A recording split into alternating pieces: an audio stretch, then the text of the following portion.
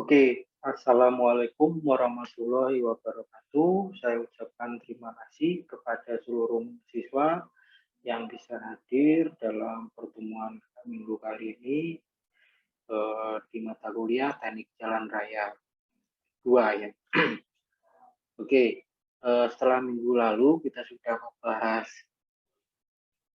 Oke, mohon maaf sebelumnya, saya lupa menanyakan bagaimana kabar kalian hari ini.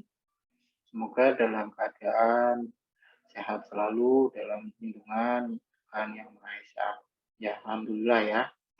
Oke, setelah minggu lalu kita sudah membahas terkait dengan perkerasan daur ulang ya.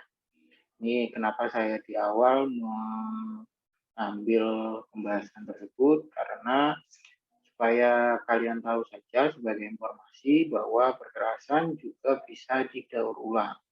Jadi yang diambil yang masih bagus, yang sudah rusak bisa dibuang. Nah, makanya di sini adalah recycling atau istilahnya RAP, recycling aspal pavement atau perkerasan daur ulang. Oke, kita tidak membahas itu lagi, kita lanjut lebih spesifik ya. Di awal kita sudah di pertemuan-pertemuan berikutnya terkait dengan apa itu jenis perkerasan, sejarah perkerasan, kemudian kita akan lebih spesifik terkait dengan perkerasan itu sendiri. Dimulai dari bahan apa saja untuk menyusunnya, di mana ada aspal, ada agregat, terus bagaimana cara pencampurannya. Oke, mungkin bisa saya mulai untuk pertemuan minggu kali ini.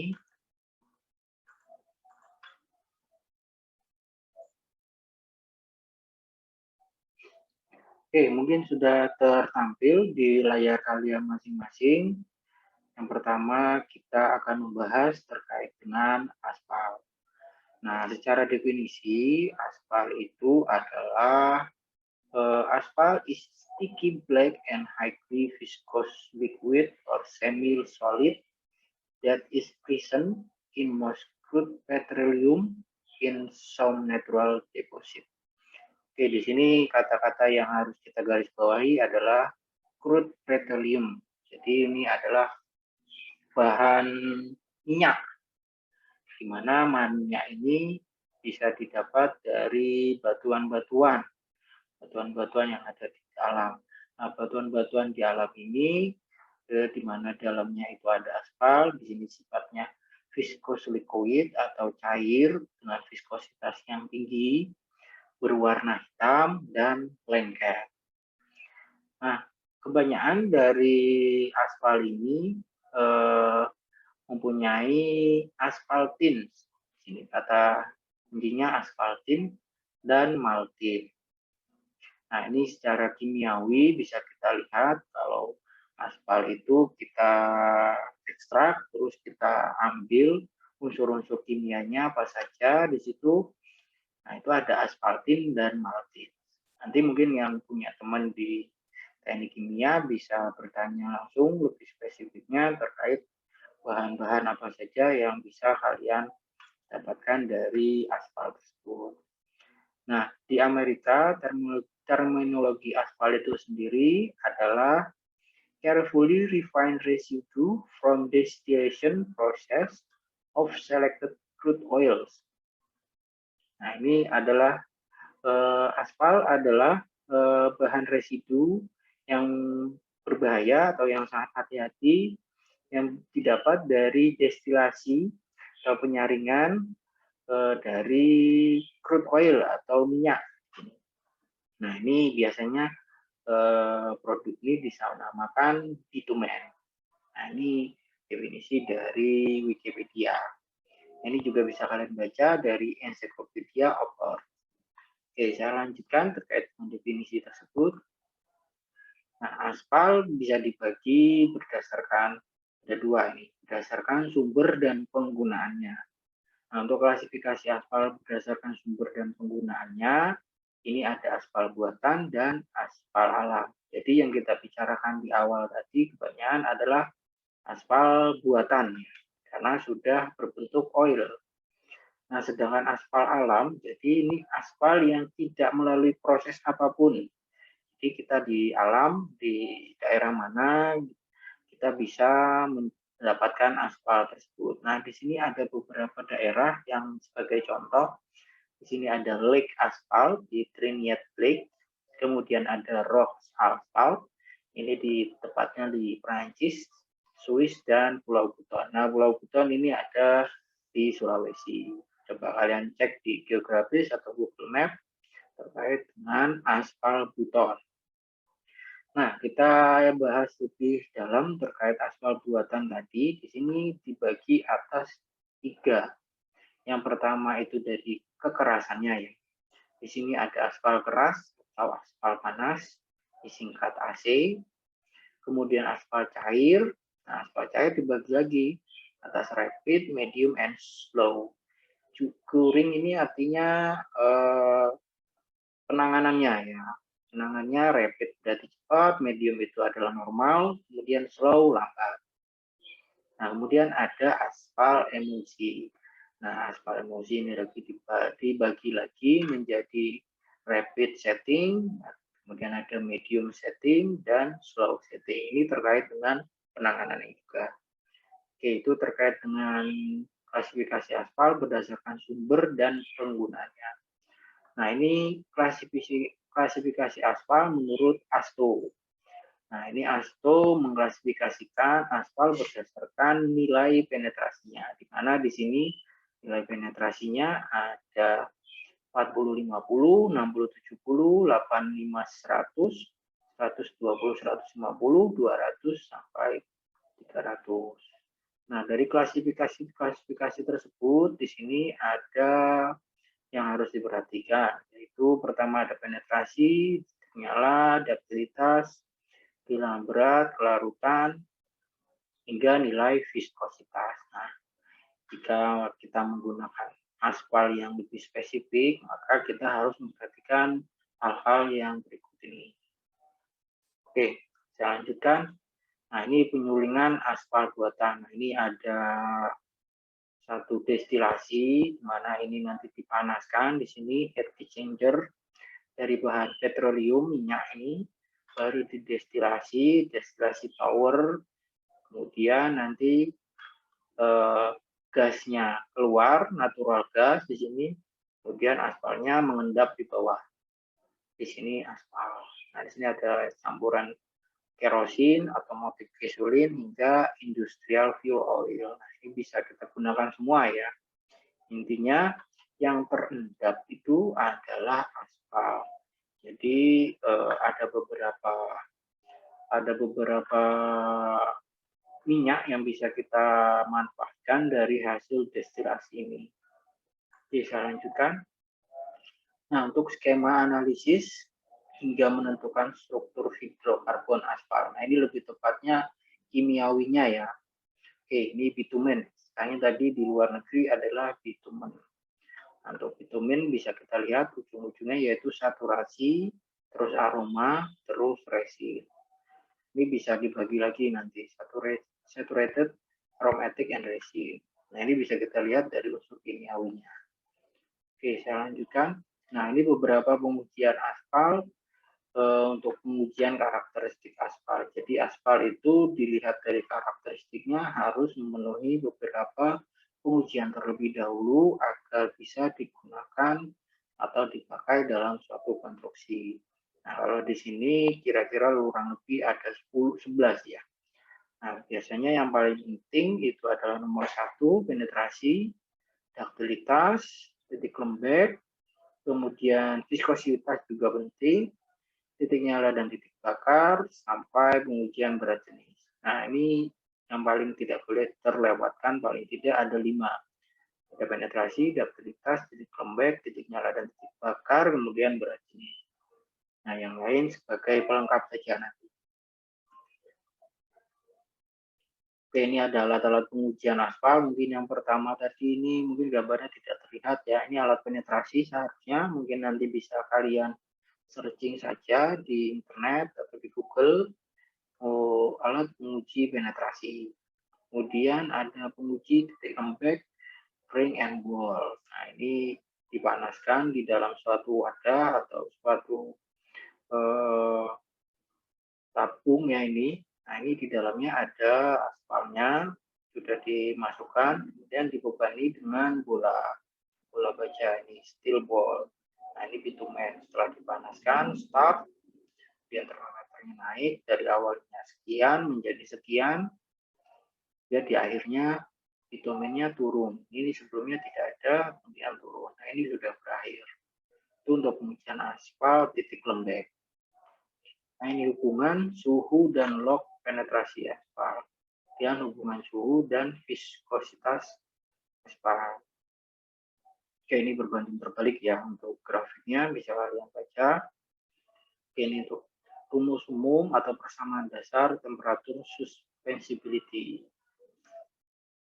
Oke, saya lanjutkan alat pengujian aspal berikutnya yaitu duktilitas aspal. Nah, ini kalau secara umum atau definisi saja, ini ditarik ya, bitumen itu yang awalnya start seperti ini, kemudian ditarik di sini centimeter ductility, kemudian berakhir pada saat aspal itu putus atau break di sini.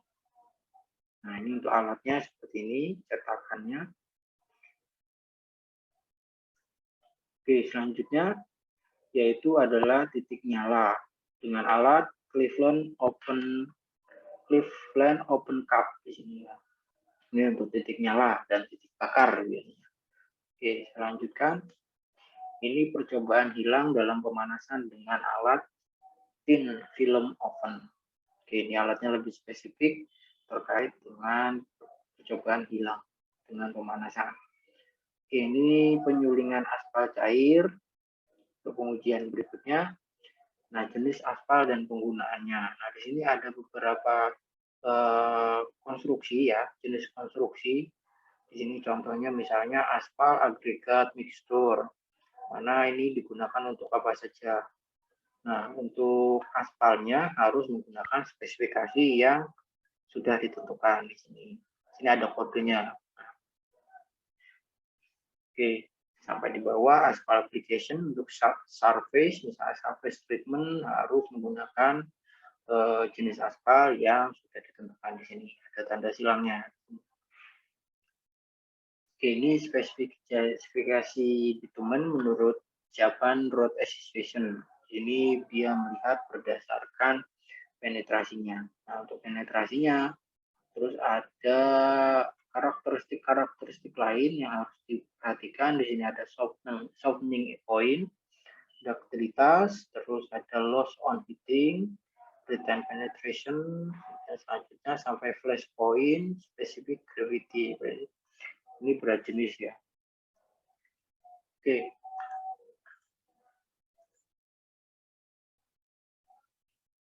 Oke, itu terkait dengan aspal. Kemudian mungkin saya bisa lanjutkan terkait dengan agregat ya. Nah, tadi sudah aspal, sekarang agregat. Nah, agregat itu di sini disebut batuan ya. Nah, ini salah satu siklus batuan. Kalian baca di sini dari metamorfosis, mulai dari batuan sedimentasi, metamorfosis, kemudian batuan metamorf, kemudian dipanaskan jadinya magma, didinginkan menjadikan batuan beku, kemudian karena ada perpindahan transportasi, erosi pelapukan menyebabkan pelapukan sempurna. Jika pelapukan sempurna, maka menjadi tanah. Jika terjadi desedimentasi, kemudian menjadi memadat, kemudian jadi kristalisasi, kemudian jadi batuan sedimen lagi. Nah, ini siklusnya ya. Begitu terus sampai berulang. Oke. Nah, untuk pemilihan agregat, untuk di konstruksi jalan, pemilihan agregat ini bisa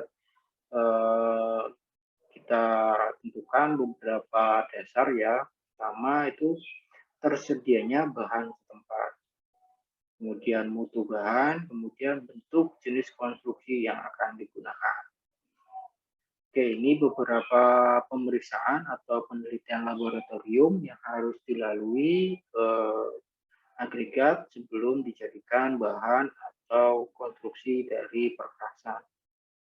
Yang pertama ukuran dan gradasi, kemudian ada kekerasan, atau keausan, ketahanan terhadap pelapukan, daya pelekat terhadap aspal, bentuk butir, susunan dan atau bentuk permukaan. Kemudian ketujuh ada daya absorpsi atau daya serap, kemudian ada kebersihan, dan yang terakhir ada berat jenis. Oke, ini ada penggolongan agregat berdasarkan gradasi ya.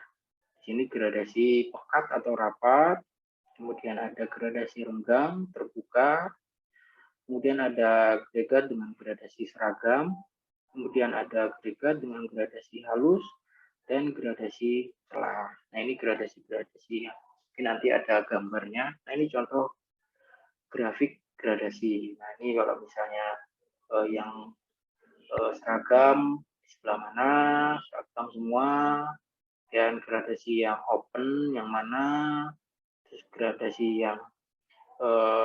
yang besar ada, yang kecil ada, berada di tengah-tengah ini. Nah, seperti itu. Ini tergantung dari lolos ayakannya nanti dengan menggunakan saringan yang sudah ditentukan. Oke, ini bentuk agregat ya. Bentuk agregat bisa dilihat di sini ada yang membulat, ada yang tidak beraturan, kemudian ada yang tajam, kemudian ada yang pipih, kemudian ada yang lonjong, kemudian pipih dan lonjong. Itu beberapa bentuk agregat. Nah, ini untuk alat pengujian agregat. Di sini ada dua, di sini ada agregat impact machine, dan ada agregat crush machine. Nah, ini digunakan untuk beton biasanya. Oke, ini untuk keausan agregat ya, atau kekasaran. Dan ini menggunakan Los Angeles Abrasion Test. Oke, ini untuk pengujian agregat, pengujian kepipihan dan kelonjongan. Ini ada dua alat, ini alat kepipihan dan ini alat kelonjongan.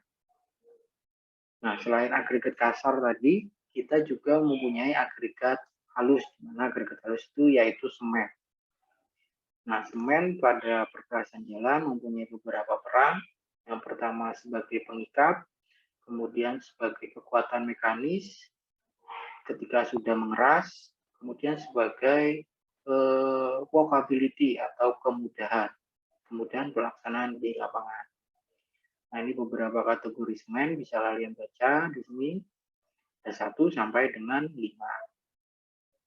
Oke, kemudian semen berikutnya itu ada yang semen berjenis APC, Artificial Portland Cement, dengan clinker sedikitnya 97%, ada CPC, ada VFC, dan CSC. Ini jenis-jenis semen ya. Oke, karakteristik semen. Nah, semen itu mempunyai kadar C3A potensial kurang dari 8%. Untuk waktu ikat pada suhu 20 Celcius minimal 3 jam. Jika pada suhu 30, maka waktu ikatnya minimal 2 jam. Oke, untuk penyusutan maksimum sedikitnya 800 mikrometer mikro ya, per meter.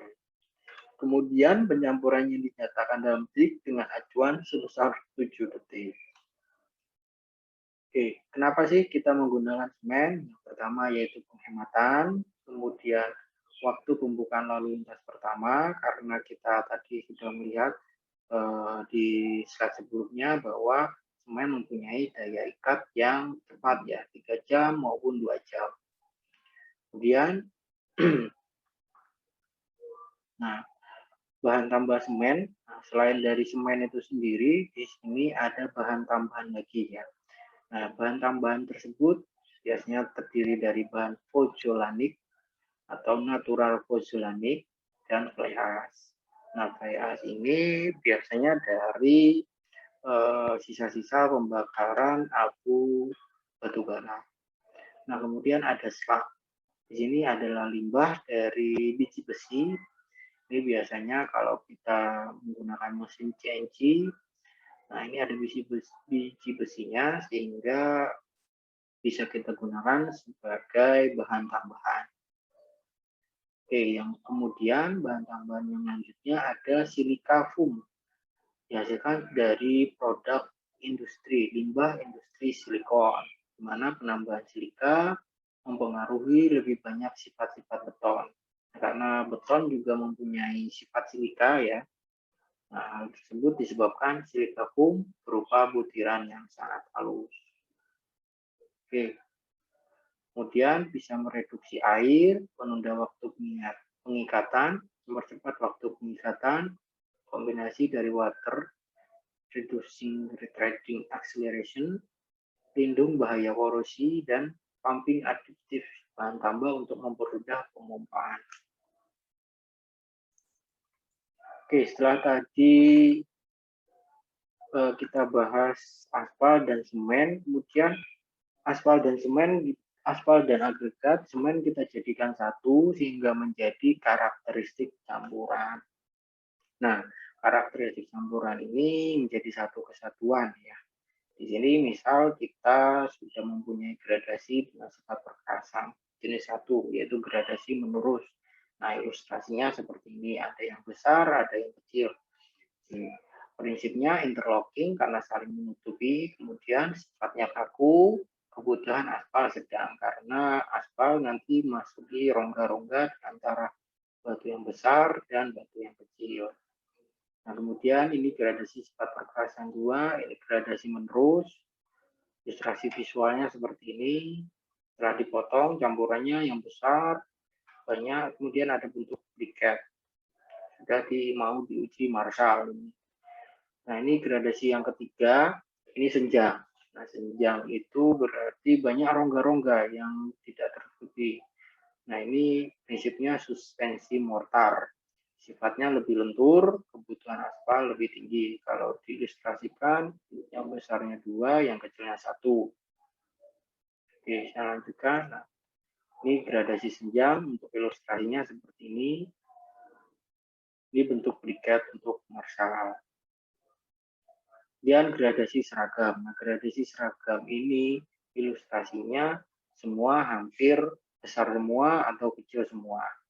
Nah, prinsipnya teksturnya makro, sifatnya lebih kasar, kebutuhan aspalnya khusus karena rongga-rongganya lumayan cukup besar juga dibandingkan dengan tadi sebelumnya, gradasi sebelumnya. Oke, ini ilustrasi visualnya, permukaan campurannya seperti ini, kemudian keadaan bentuk briketnya untuk Marshall seperti ini. Nah, rongga dalam campuran, ilustrasi umum. Oke, ini rongga-rongga yang ada di dalam campuran jika kita sudah memasukkan dalam briket ya untuk pengujian Marshall. Di sini ada agregat, aspal, dan ada rongga. Untuk rumus umumnya seperti ini. Jadi di sini ada volume, di sini ada berat.